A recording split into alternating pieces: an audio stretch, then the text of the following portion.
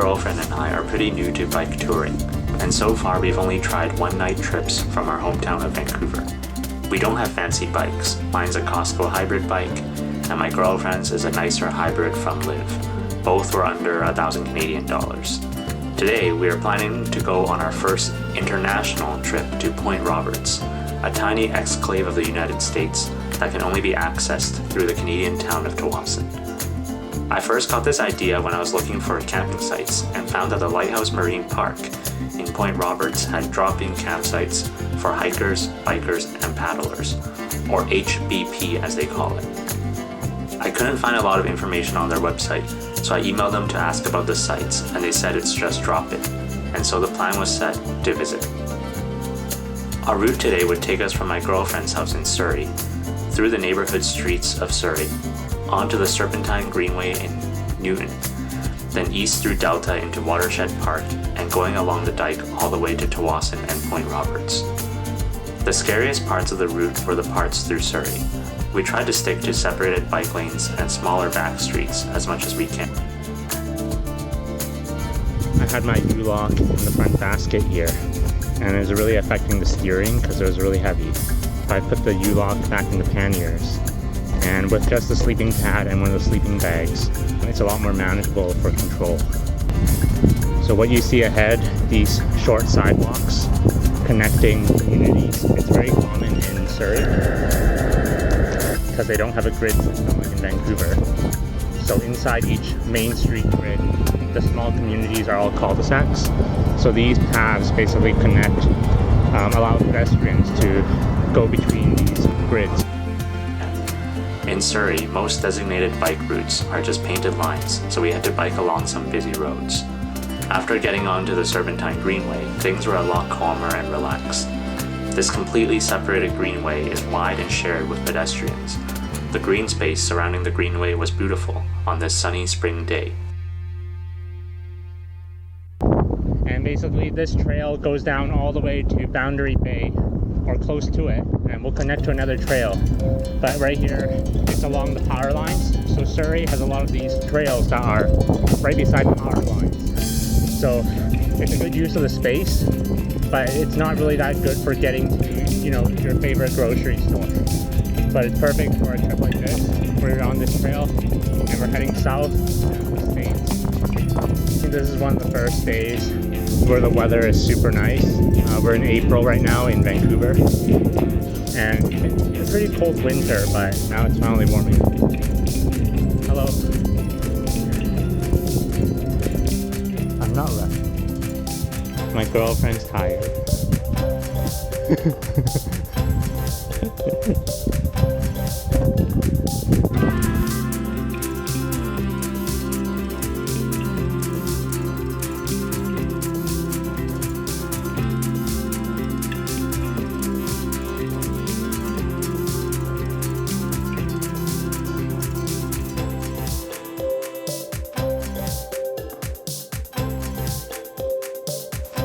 At the end of the Serpentine Greenway, we took some neighborhood streets into Delta and eventually into Watershed Park. This is where my route planning had a slight hiccup.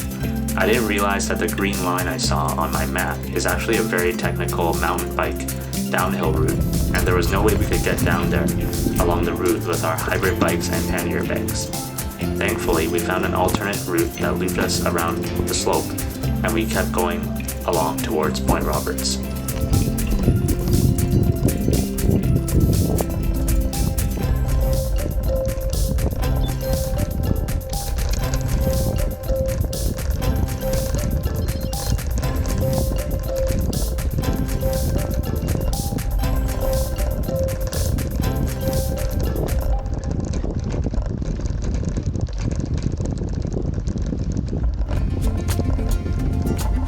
Pretty steep here.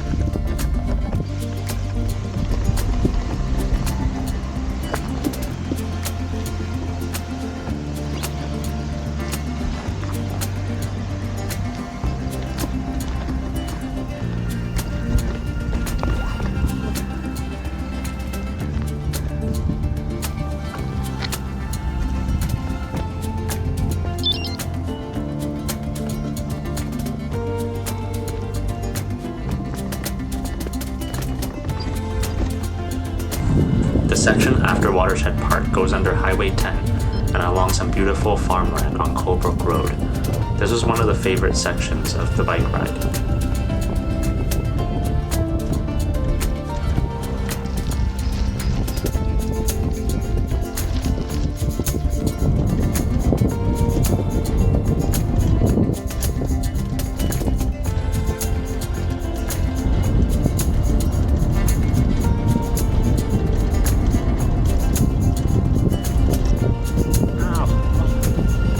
Through into my neck. After taking the underpass under Highway 99, we were on the dike which goes all the way to Tawasin. One nice thing about dikes is that they are perfectly flat, but with all the weight on our bikes, the fact that we were hungry, this 17-kilometer dike section felt like it went on forever. The view was nice though. Some very interesting mud formations on the left.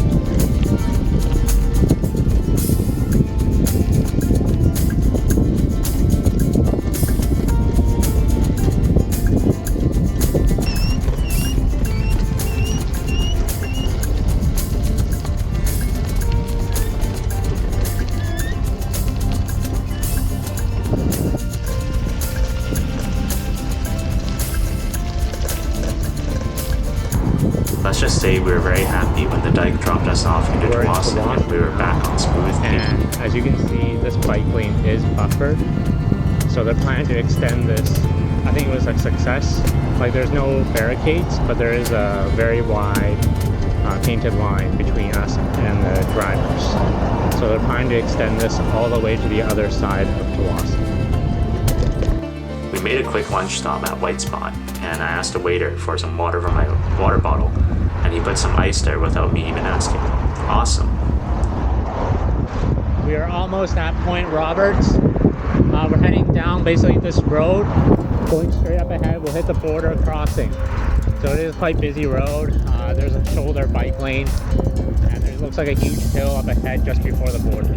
So we're probably going to dismount and just push our bikes up the hill. Off we go to the border, but first there's a big hill going up the hill. Point Roberts. It's around an 8 or 9% grade, and there's 450 meters more till the border, so almost there. But this is one big hill right before the border. So we're approaching the border now. This is going to be my first time crossing by foot or bike, so I'm not sure which lane we should take because we're on bikes, but this is for the Nexus. So I'll probably have to turn off the camera later.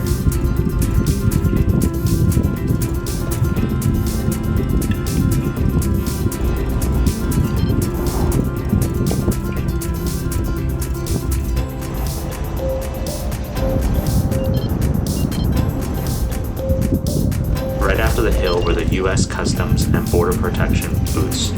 This was our first time crossing a border with bikes, so we didn't really know what to expect. Thankfully, the process was smooth and it had signs directing pedestrians and bikes where to go. Pedestrians and bicyclists use the left lane. So we are now leaving Canada. A few minutes later, we were officially in the USA. Oh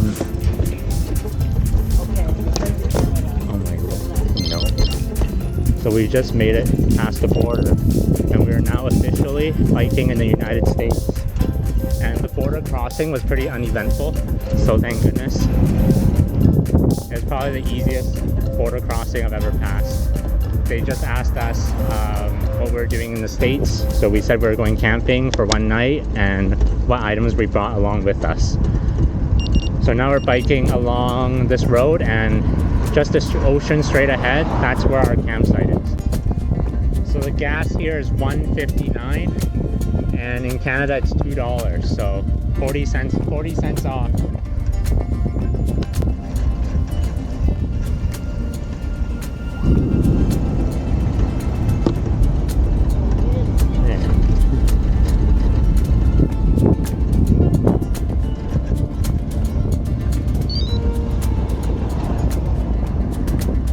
So there's a Shell gas station, and it's 170.9, so 30 cents off.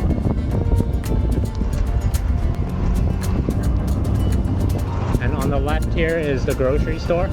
So we're gonna try to get a campsite first, and then we're gonna come back to get some groceries for tonight. And apparently they should close at 7 p.m. so we'll find out.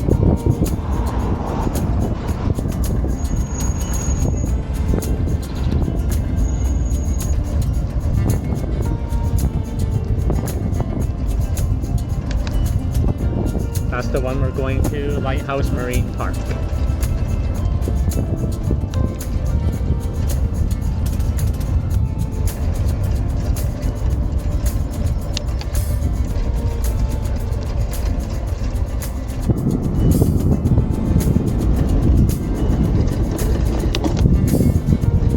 Watch out, bike lane, and make sure to shoulder check.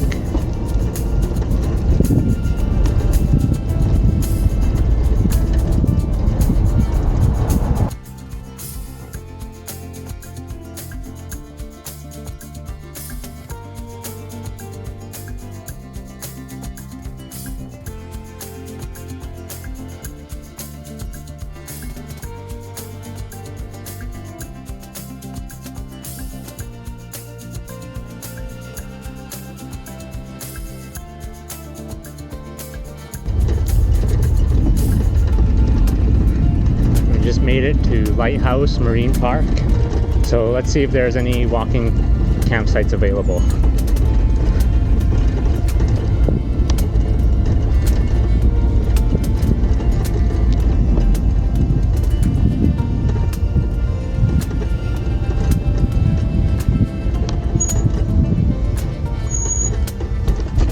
So it's 5 p.m. now, so hopefully the staff are still here.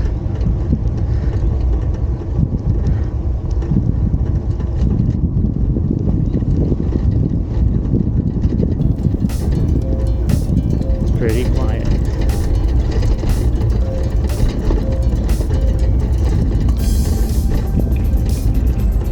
Watch the car.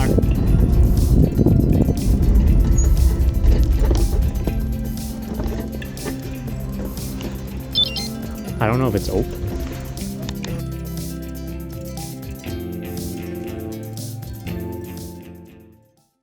We're just having dinner now. It was a very long day biking down from Surrey, but I'm really glad we made it.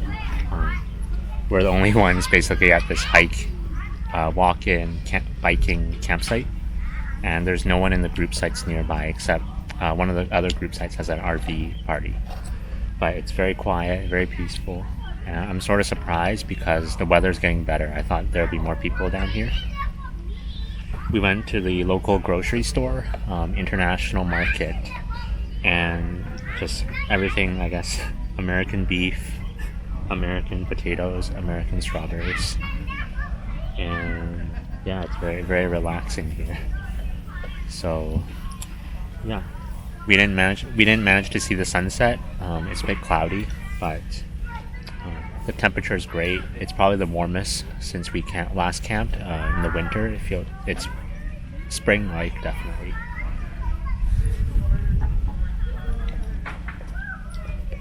Yeah, the steak is pretty good, but yeah, we're tired. So we're just planning to stay one night, and then we're gonna go back to Canada, and hopefully there's no issues at the border. Coming down, the customs agent literally asked us just 3 questions. First one is, what are we doing in the States? Second is, what are we bringing? Third is, do we have any food to declare? So the Customs and Border Protection agent, she was actually quite friendly, so that was cool. Do you have anything to say? Nope. To the camera? You need to lean forward. Nope.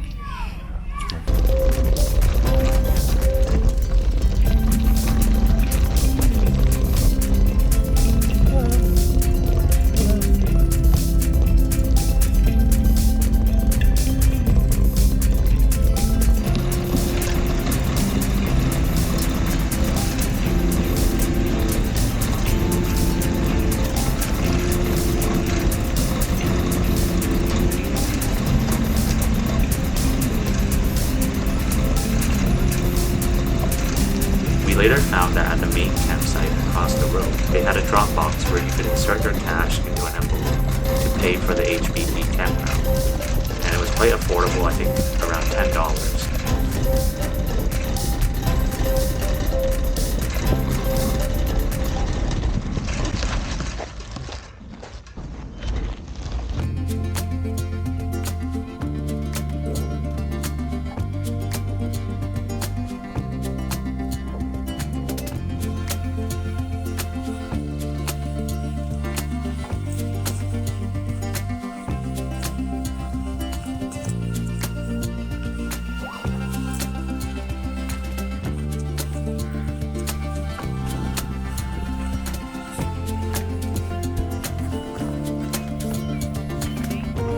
Morning.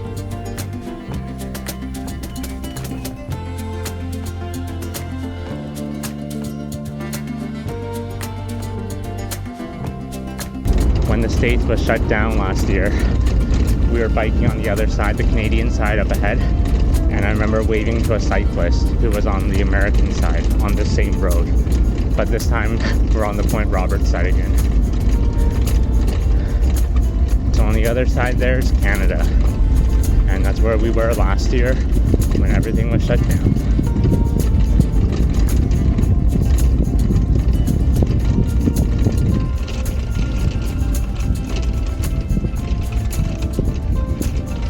On the left here is all Canada. So there was a sign up the road a long time ago where it says the border was closed, but I think we still saying it's open to bikes. So we're gonna follow this sign for border access.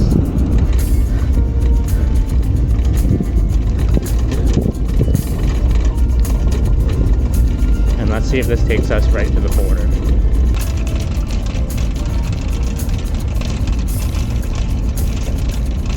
It's closed, but you can access it through this road. So the sign before was actually a line. There is a way to get to the border from this side.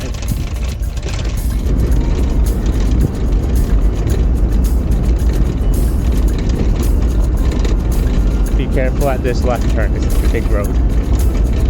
Thank you.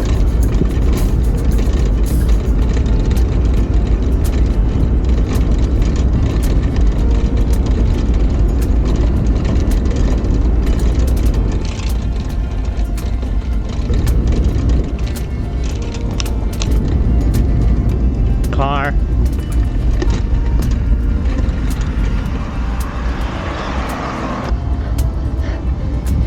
So that's a wrap for bike touring in Point Roberts in the USA from Canada, Vancouver. And we're heading back across the Canadian border now. So hopefully it will be just as smooth as the US border. So I'm gonna stop recording now, just because it's a border crossing.